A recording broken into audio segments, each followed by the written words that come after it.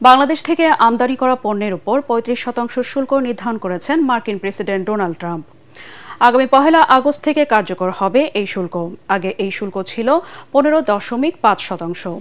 সোমবার নিজের সামাজিক যোগাযোগ মাধ্যম ট্রুথ সোশ্যালে এ ঘোষণা দেন ট্রাম্প।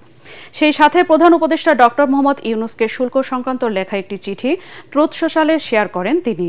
এদিন বাংলাদেশের পাশাপাশি দক্ষিণ কোরিয়া ও জাপান সহ মোট ১৪ দেশের ওপর নতুন করে শুল্ক হার নির্ধারণের ঘোষণা দেওয়া হয়।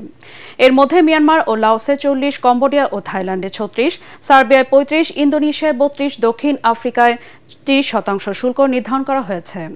এছাড়া জাপান, দক্ষিণ কোরিয়া, কাজাখস্তান, মালয়েশিয়া ও তিউনিসিয়ায় ২৫% শুল্ক আরোপ করেছে ট্রাম্প প্রশাসন। এর আগে গত ৩ এপ্রিল বিশ্বের বিভিন্ন দেশের উপর পাল্টা শুল্ক আরোপ করেছিলেন ট্রাম্প।